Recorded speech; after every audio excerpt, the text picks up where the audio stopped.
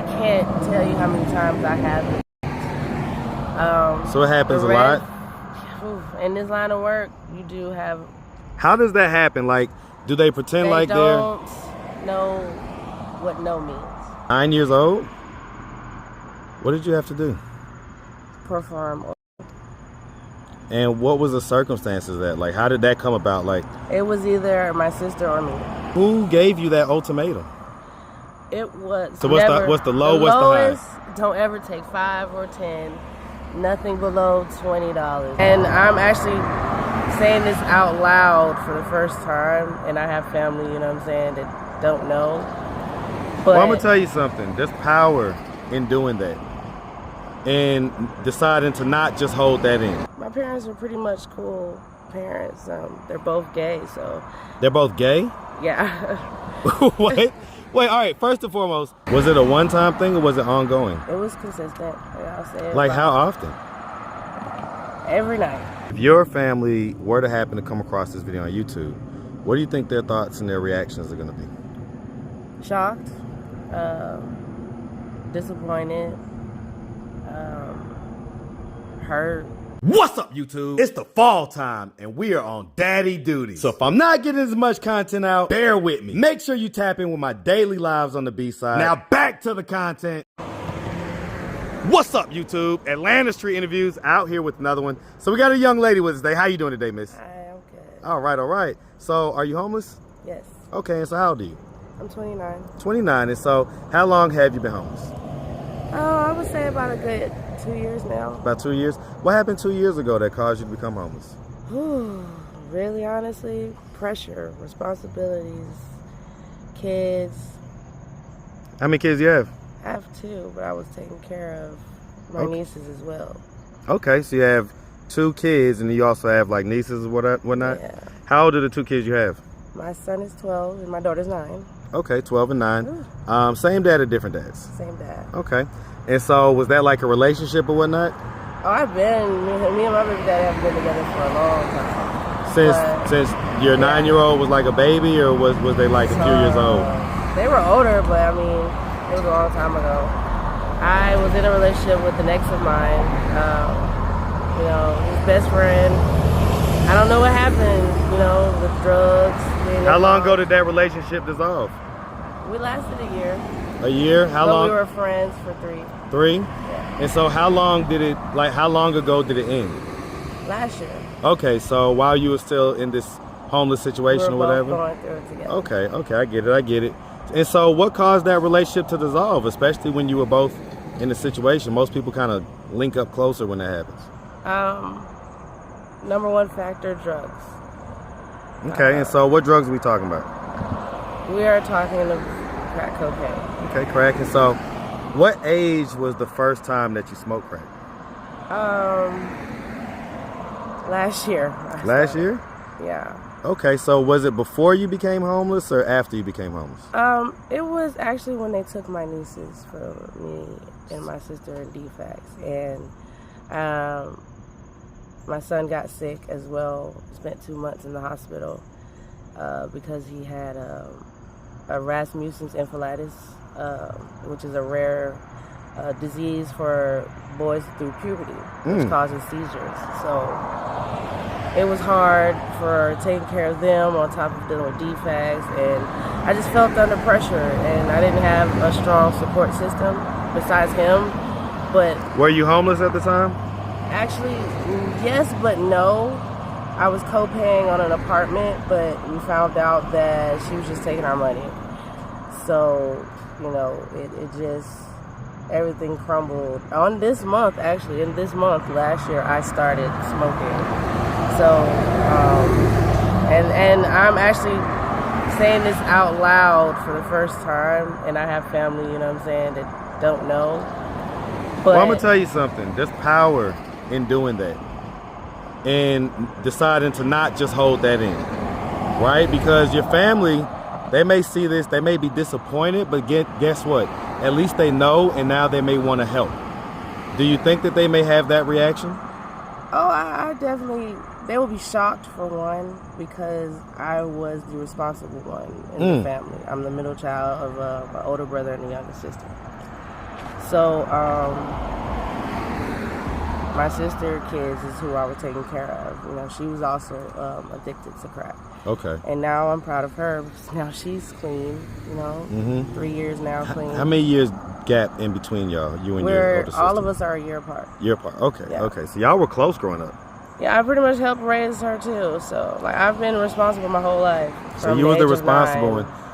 And so I guess the pressure got to you. Everybody leaned on me for everything. If it wasn't from, you know, watching the kids or helping with bills, like it was definitely a lot of pressure on me, and I couldn't handle it. So the night my youngest niece, she was a newborn. She had 3 seizures in my hand and was taken to the hospital and taken into DFACS. And I think that's when everything kind of happened with me smoking. Everything kind of just, I don't know.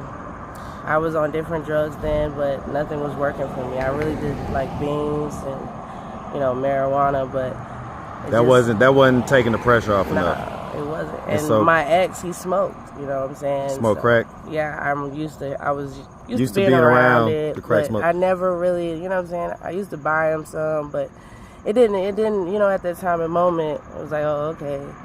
Have you ever been married? No. No?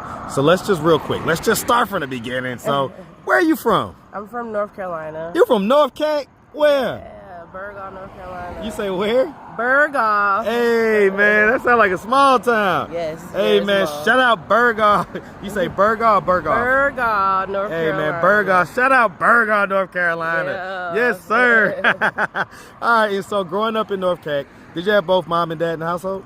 Actually, I was with my grandmother back then. Okay, what was mom at? What she at? Let's just say my parents are gangsters. Okay, but they in the not streets really with gangsters, but they were handling business in the streets and doing their thing, basically. No, they were cleaning their act. Okay, so they was both went and took responsibilities and to owning up to where they were. So my mom turned herself in at that time to get it over with. My dad, same thing. Was it like a major charge or was it like little stuff? I don't know personally, but I know it was minor. I mean, she was gone a year. My dad, same. Okay, so that's what I'm saying. Like, but even when you describe it, you say you still grew up with your grandma. So, like, so basically, did they raise you at any point? Either one of them? Yes. They came back and got us. At what age? I want to say, because it's been off and on. So the last time I've been in Georgia, 12 years now, consistently. So 17, 13, so 13, 14? No, I was 13, 14. Okay. I had my son when I was 16. At the son when you were 16. Okay, and so, because, like, for instance, so they were both in their situation. When you were growing up, did you have, like, any resentment about that? Like, no. I mean, my parents are pretty much cool parents. They're both gay, so. They're both gay? Yeah. Wait, all right. First and foremost, do you and your siblings all share the same dad? Yes, we do. So all same mom, same dad. Yes. So he had 3 kids. Yeah. And when did he become gay? They've been gay all their life. See, back then they didn't approve of it, especially coming from a highly Christian home. So, you know, they happened to meet each other in a small town. I mean, you know, we're all from North Carolina. When did they come out with the fact that they were gay? My mom was a kid when she told my grandmother, and I guess my dad was too. But when we found out, which was kind of obvious anyway, but when we found out, I was like 11, 12 when they came out to us. But it was pretty obvious. I mean, Mom, you're dressing like a whole stud. Right. And Dad, you have a whole boyfriend. So it was like, what? We kind of figured it out. Well, it's awesome. Listen, let me tell you something. Having gay parents is so awesome because the simple fact that my parents are still young, you know what I'm saying? And they threw parties. They enjoyed what they didn't get to enjoy. So you didn't feel no type of negative way about it or anything? Absolutely not. I mean, that was like the best kind of parents you could actually have. They're understanding, they're more open, you know what I'm saying? I get it. So it's okay. No, I get it. So so let me ask. So because, you know, you end up having a baby at 16. You started doing you eventually, you know, down the line, started doing crack and stuff like that. And your sister was already doing crack at a certain point, right? Yeah, she was before I was, and we found out through a friend of mine. And I just tried to be there, her support as much as I could, because, you know, now I get how she felt. What do you think it was that allowed her to become clean? Her kids. I really believe her kids. So, I'm gonna ask, right? When you was younger, like, did anything like ever happen to you? Anything like that? Yeah. I want to say that I had to do something because of a situation with my sister. But how old were you? I was 9. 9? Yeah. 9 years old? What did you have to do? Perform oral. And what was the circumstances of that? Like, how did that come about? Like, it was either my sister or me, and I would prefer myself. You were the younger sister, right? Yeah, I'm the oldest in the middle. Oh, I'm the middle child. My brother, I have an older brother. Okay, and your sister's younger. Yeah, she's okay. Baby. She's a year younger. Yeah. Who gave you that ultimatum? My mom worked a lot, so she was never really home. Mm-hmm. And at the time, she was dating this lady that we lived with or whatever, and she had a son that came home, I guess from jail or whatever, and he stayed in our room. He stayed in y'all's room? Yeah. So. How old was he at the time? Ooh, in his 20s, I want to say. I can't, it's so long ago, but. And so what happened? So one night, I happened to hear my sister kind of, you know, whining and whatever not, and it made me get up and see him trying to get her to come over there and perform oral sex. Now, my sister at the time, if I'm 9, she's 8, right? 8. Yeah. So I just, you know, I told her straight up, I'll do it. You know what I'm saying? Just don't mess with my sister. Was it a one-time thing or was it ongoing? It was consistent. I'll say it. Like how often? Every night. Wow. What was it, do you think, that made that stop after 2 months? Him moving out. And so why did he move out? Was it because something happened, or? He left on his own, I guess. He just needed time. To like get himself together at first. Did you ever see him after that? No. No? Like never, ever in life? Did you ever tell your mom that was happening? I got the courage to tell her when I got older. What age? I was practically almost grown. I was like, I want to say 18, 19. 18, 19? And so when you told her that, what was her response? She was upset because she wished she would have known that I told her. If I would have told her, she would have did. You know what I'm saying? But I looked at it as my mom, you know what I'm saying? She worked a lot, so I didn't want to cause trouble. Listen, I am the black sheep. You feel like you're the one that always has to bear the load. Yep, and always in trouble for something. What would you be in trouble for? Me doing stuff in school, you know what I'm saying? I was a troublemaker. Was that the first traumatic thing that happened to you, like at 9? Did anything else happen after that? I mean, as I got older, I've been... Was that why you was doing like sex work and stuff, or was that like was other circumstances? Okay. What age was the first time you did sex work? I was 22. 22? What made you decide to get into that line of work at 22? The money's quick. Quick money? Quick money, and at the time, I was, like I said, I had to figure out how to provide for, you know what I'm saying, kids. And I was also working too, you know what I'm saying? I had a job, regular job. I had a stability to a certain extent. I was in a hotel room and stuff like that, but it wasn't enough because I had to still pay my room money on top of food. So, you know, someone actually introduced me into it. Into the sex work? Yeah. How did you get introduced into that? Homegirl of mine, she was disabled or whatever, and, you know, I helped her out so she would pay me. And I used to ask her all the time, like, do you just get a check, or, you know, what do you do? Because I would always have to leave out the room, you know, when she had her dates. Dates or whatever. Mm-hmm. So she finally just told me, like, this is what I make. Woo, showed me, and I'm like, damn, you know what I'm saying? How much like, was it? She made over a stack, dog. Like that night. Yeah, she made over a stack, bro. And she was disabled. Yeah, wheelchair bound. They get it too, man. They can get it too. I've heard. I've heard. Okay, so. Okay. Huh? Yeah, YouTube. For why? Because I want to. What you mean for why?